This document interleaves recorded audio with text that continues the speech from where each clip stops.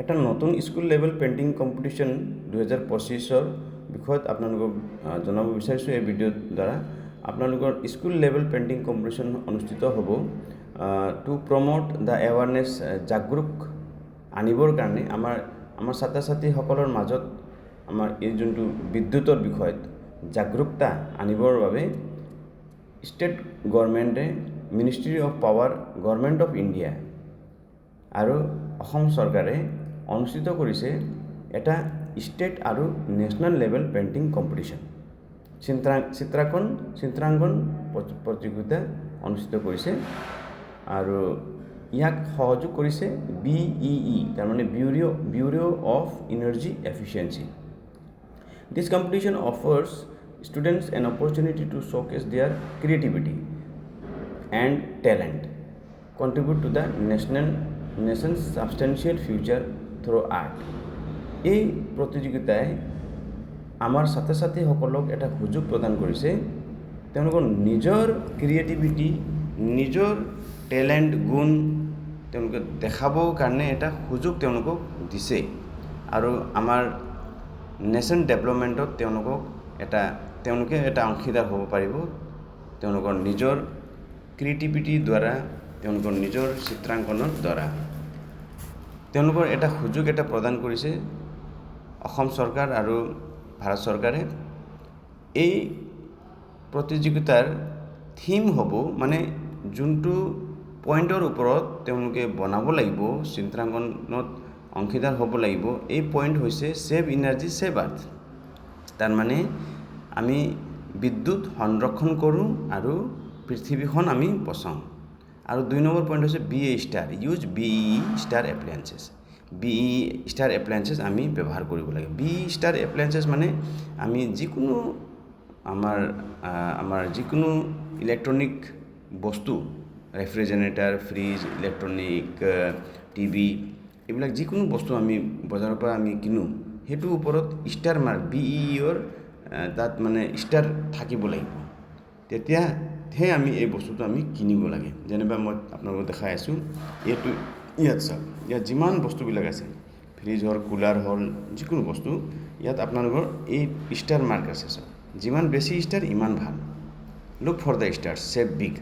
তাৰমানে আমি বিদ্যুৎ বচাব, মানে যিমান ষ্টাৰ বেছি থাকে, এইবিলাক এই যে সৰু সৰু যে চিম্বলবিলাক দেখা পাই আছে আপোনালোকে, এই চিম্বলবিলাক আমি দেখা পাব লাগে। AC হ'ল, ফ্ৰিজৰ হ'ল, এইবিলাক ডাঙৰ ডাঙৰ বস্তু য'ত বেছি আমাৰ বিদ্যুতৰ বেছি পৰিমাণ তাত মানে ব্যৱহাৰ কৰা হয়, এনেকুৱা ধৰণৰ যিমান প্ৰয়োজনীয় বস্তু তাত আমি এই BE লগা এটা লগো আমি চাব লাগিব, আৰু তাত কিমান ষ্টাৰ আছে এইটো আমি চাব লাগে। গতিকে সেইটো কোৱা হৈছে থিম। গতিকে তাৰপিছত ইয়াত মই কেইটামান নিয়মাৱলী মোক গাই দি আছোঁ। স্কুল লেভেল কম্পিটিশ্যনৰ ৰেজিষ্ট্ৰেশ্যন স্কুলে কৰিব লাগিব, www.paintings.beindia.gov.in কৰিব লাগিব।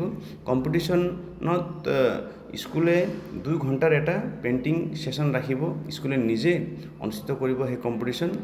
তাত 2টা গ্ৰুপ থাকিব। গ্ৰুপ A, তাত 5, 6 আৰু 7ৰ ল'ৰা ছোৱালী অংশগ্ৰহণ কৰিব পাৰে, গ্ৰুপ A, আৰু গ্ৰুপ Bত 8, 9 আৰু 10ৰ ল'ৰা ছোৱালী অংশগ্ৰহণ কৰিব পাৰিব।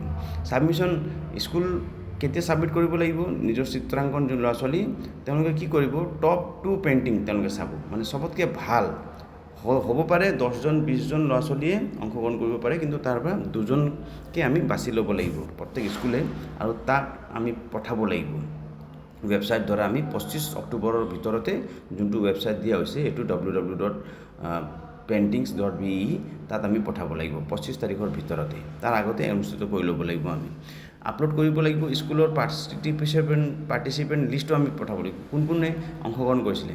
হ'ব পাৰে এখন স্কুলৰ পৰা 50টা ল'ৰা ছোৱালী বা 100টা ল'ৰা ছোৱালী অংশগ্ৰহণ কৰিব পাৰে, তেওঁলোকক দিব লাগে অংশগ্ৰহণ কৰিবৰ কাৰণে, আৰু তাৰে পৰা আমি পঠাব লাগে টপ 2, তাৰমানে যোনে জিকিলে তাত চবতকৈ ভাল টপ 2 আমি চাই আমি পঠাব লাগে। ষ্টেট লেভেল কম্পিটিশ্যন তাৰপিছত অনুষ্ঠিত হ'ব 14 তাৰিখৰ পৰা 25 নৱেম্বৰলৈ, 2025 চনতে হ'ব এইটো। তাতো 2 ঘণ্টা হ'ব, আৰু তাত স্পট পেইণ্টিং কম্পিটিশ্যন হ'ব, আৰু তাৰে পৰা তেওঁলোকে যিসকল ৰেচপেক্টিভ নডেল অফিচাৰবিলাক আছে আৰু কোঅৰ্ডিনেটৰ আছে, তেওঁলোকে বাছি ল'ব, আৰু তাৰ পৰা চিলেকশ্যন হ'ব। আৰু এই চিলেকশ্যনৰ পাছত তেওঁলোকক প্ৰাইজেছ দিয়া হ'ব।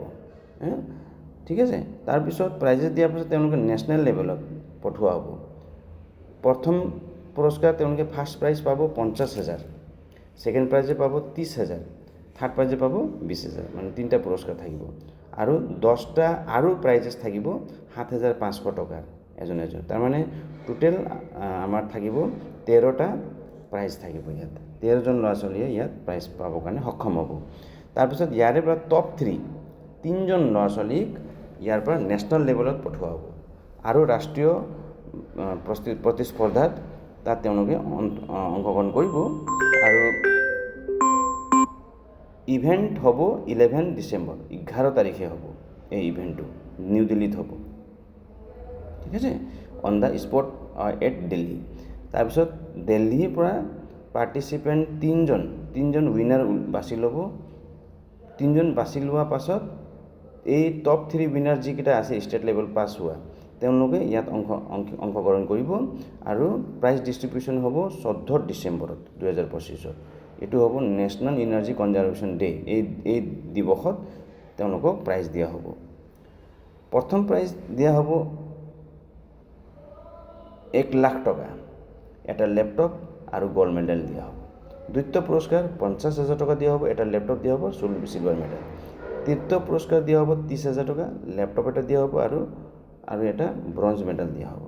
আৰু 10টা এপ্ৰিচিয়েশ্যন প্ৰাইজো দিয়া হ'ব 15,000 কৰি, আৰু এটা টেবলেট দিয়া হ'ব।